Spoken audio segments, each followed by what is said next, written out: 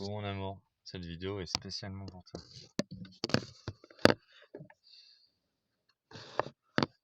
Il pleut, bergère. Bien que peut-être que tu ne la regardes pas entièrement, car même si j'essaye de la faire courte, elle va sûrement être longue, tellement j'ai de choses que j'ai envie de te dire.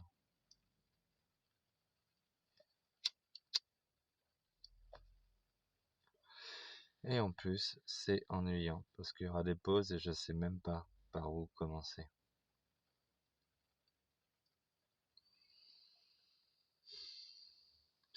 Tu es dans une logique où tu prétends que vu que notre couple est violent, alors jamais ils nous laisseront tranquilles, si ce n'est avec un contrôle PMI qui va durer 2 ans, et qu'il vaut mieux se séparer et que tu récupères la garde de mon enfant, de notre enfant, dans ton coin afin de me permettre de venir chez toi et voir mon fils comme ça.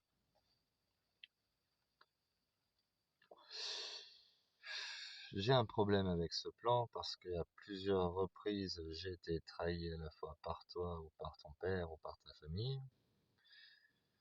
Tu es allé poser une main courante pour violence conjugale alors que tu me frappais. Je t'ai demandé de pas coucher avec moi à la légère et il y a des messages qui montrent qu'apparemment tu as trouvé ma vision de l'amour et mon envie d'avoir un couple fusionnel, réel, solide, au long terme, était puéril. Tu as dit vouloir un enfant avec moi alors que tu pensais être stérile. Il y a plein d'éléments qui montrent que tu n'as pas été honnête totalement avec moi et qu'en réalité tu as voulu profiter de la situation. Tu prétends que c'était de la survie parce que tu avais nulle part où aller, mais en réalité tu avais nulle part de décent où aller. Et tu es encore sur tes notions de tu ne mérites pas de vivre dans un boui-boui comme chez Georget et qu'il te fallait un palace. Et encore, mon palace apparemment n'était même pas encore assez bien et tout. Bref, de toute façon.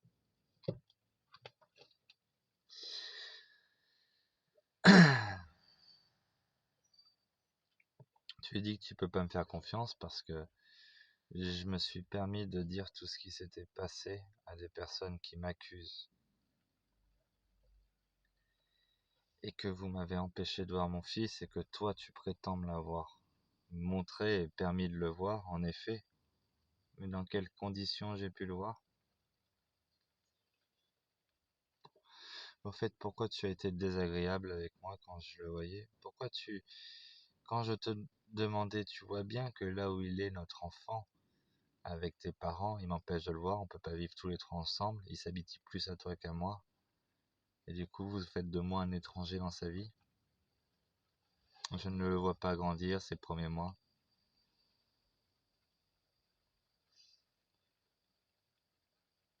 Et au moment où tu as accepté de partir à Tahiti avec moi, tu t'es laissé... Et enfin, surtout tes parents t'ont mis une pression, t'ont traité de traître, ta mère a jeté tes affaires par la fenêtre, des trucs comme ça. T'as réveillé à 5 heures du mat avec un projecteur dans la gueule. Ce genre d'attitude que tes parents ont eu avec toi quand ils ont vu qu'on était sur une voie d'union plutôt que de séparation, le fait que tes parents soient opposés à notre couple, je trouve ça d'une part super malsain, surtout qu'on a un enfant ensemble, et d'autre part, ça me paraît évident que si on arrivait à se stabiliser ensemble, à vouloir être ensemble, moi je veux être avec toi, je veux vivre en paix avec toi, avec mon fils. Enfin bref.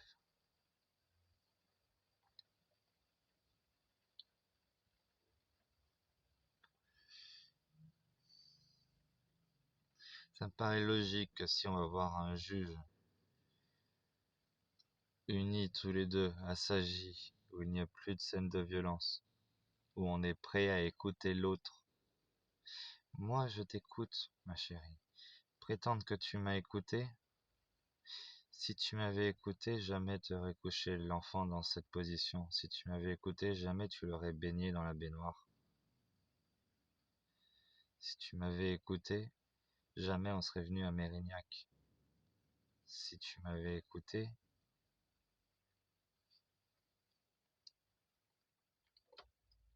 jamais tu nous aurais déclaré en séparation et aurais ça, et t'aurais touché un rappel à 800 balles et tu toucherais tous les mois 800 balles. Si tu m'avais écouté et que t'avais eu confiance au fait que si je travaille, je te versais des sous, etc., eh ben t'aurais pas eu de problème d'argent. Tu as voulu nous séparer physiquement, administrativement, pour préserver tes droits sociaux. Et elle est devant le juge en tant que mère célibataire, isolée. Parce que selon toi, c'était la meilleure stratégie à adopter. C'est la meilleure stratégie à adopter pour m'effacer. Et le fait que tu fasses semblant de pas comprendre ça, c'est malhonnête.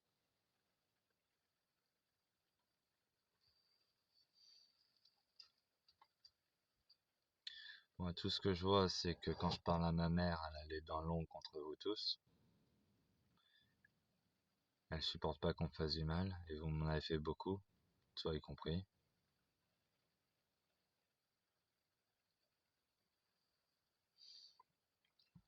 Et du coup, que ce soit ma mère ou tes parents, on a nos parents qui disent retourne pas avec l'autre. Sauf que moi, j'écoute pas ma mère. T'es la mère de mon fils. Je me suis engagé avec toi. Je t'ai choisi pour être la mère de mon enfant. Et je dois assumer ce choix maintenant. Et je te demande d'arrêter de nous pousser dans la voie de la monoparentalité. J'ai toujours voulu une famille, je te le dis depuis le premier jour qu'on se connaît. J'ai toujours voulu offrir à mon enfant un papa et une maman qui s'aiment. Et c'est pour ça que je t'ai dit tout ça, et c'est pour ça que j'étais transparent avec toi, et c'est pour ça que je t'ai supplié de pas coucher avec moi si tu ne voulais pas t'engager réellement avec moi.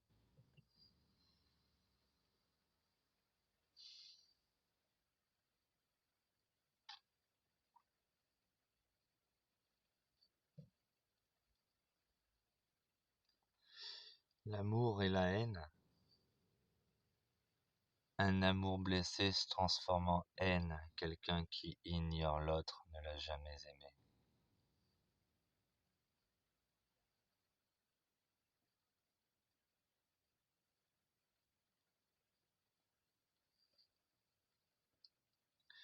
La jalousie,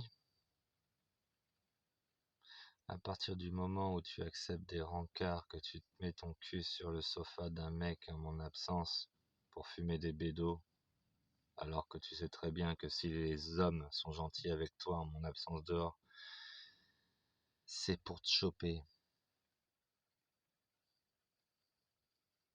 Je trouve que cette attitude aguicheuse est malsaine et que du coup on peut même considérer ça comme de la provocation. Et tu as joué avec mes défauts. Tu m'as poussé.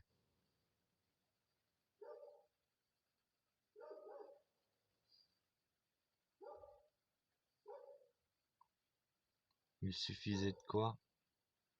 De t'abstenir de coucher avec moi ou de m'accepter. Je ne t'ai pas empêché de sortir, je voulais sortir avec toi.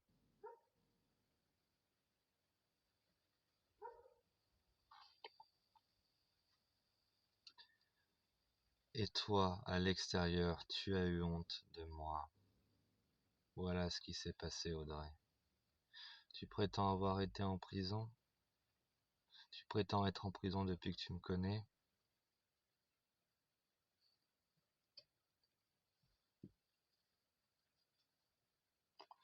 Parce que là, tout ce que je te dis sur cette vidéo, t'écouteras peut-être même pas. Si on est devant un juge, si on est devant un tiers, un médiateur, tout ce que tu veux, je serai contraint de me défendre en disant tout ça, parce qu'il faut bien que je sois précis le jour où je devrais faire face à tes, justement, diffamations, à tes prétendus, comment on appelle ça, traumatismes que je t'aurais fait vivre. Tu as menacé de tuer mon enfant dans ton ventre en prétendant que c'était ton corps alors qu'on essayait d'avoir un enfant depuis 5 mois.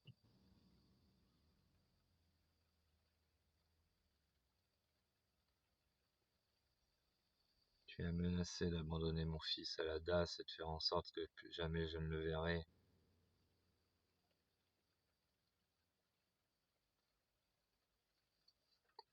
Après t'avoir dit tout ce que je t'ai dit avant le premier baiser, t'as torturé mon cœur, et apparemment volontairement pour me dégoûter des femmes, me faire comprendre que je serais mieux célibataire. Tu as eu une attitude odieuse, volontaire, on peut pas mettre ça sur l'inconscience. Tu as fait ça sciemment de me faire du mal.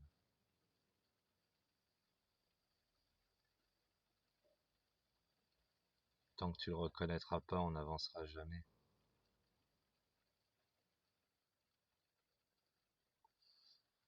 Et maintenant, tu veux que j'accepte que tu me quittes, que tu refasses ta vie, ou que je te fasse confiance, malgré tout ce que tu as fait.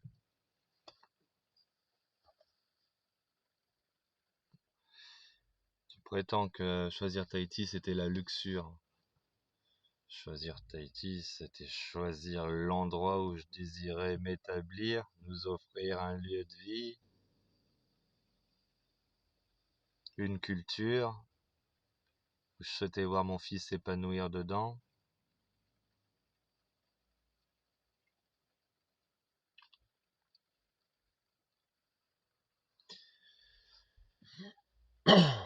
Et ton père?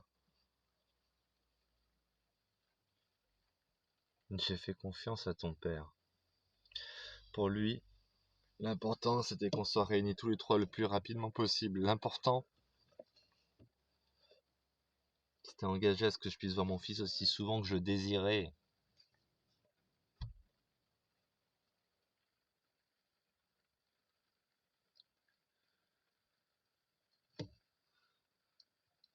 Ces mensonges odieux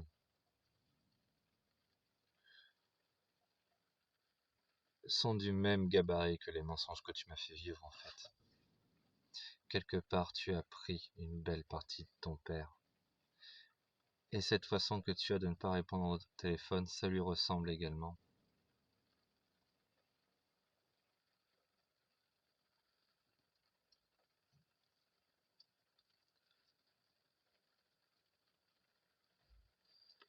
Tu te rends compte que depuis que je suis en France, jamais tu m'as appelé pour autre chose que m'insulter. Tu ne m'as jamais appelé pour passer voir mon fils, tu ne m'as jamais appelé pour qu'on se balade ensemble. Tu ne m'as jamais appelé pour me dire comment ça va. Chaque fois, c'est moi qui ai fait l'action de prendre contact avec toi.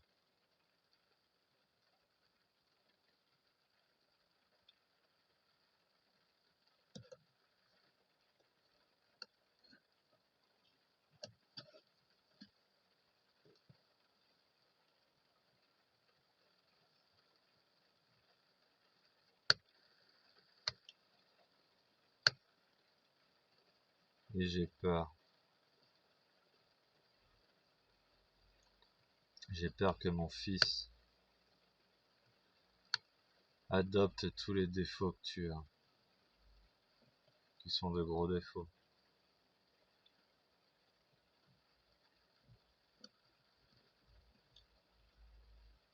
J'en ai des défauts.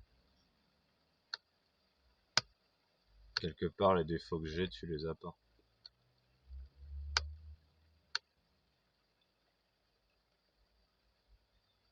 Pourquoi on n'a pas réussi à se nourrir de nos complémentarités?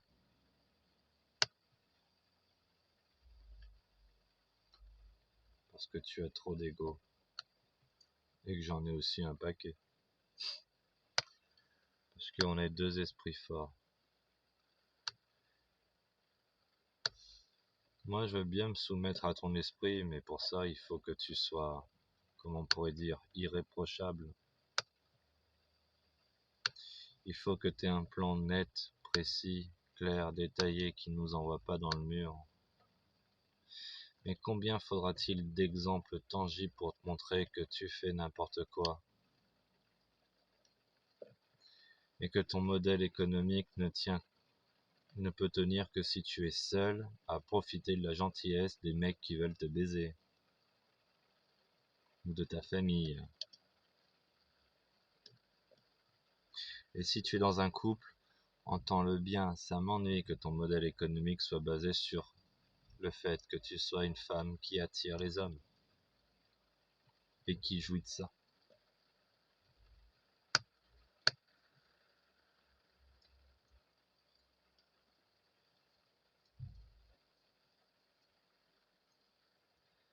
Enfin bref, je t'aime malgré moi et j'aimerais que tu cesses de penser cette bêtise que on aura plus de chances de récupérer nos droits sur notre enfant étant séparés qu'ensemble. On aura de toute évidence plus de chances de récupérer nos droits sur notre enfant si on arrive à être ensemble, soudés, unis et volontaires pour aller dans la même direction. Je t'aime.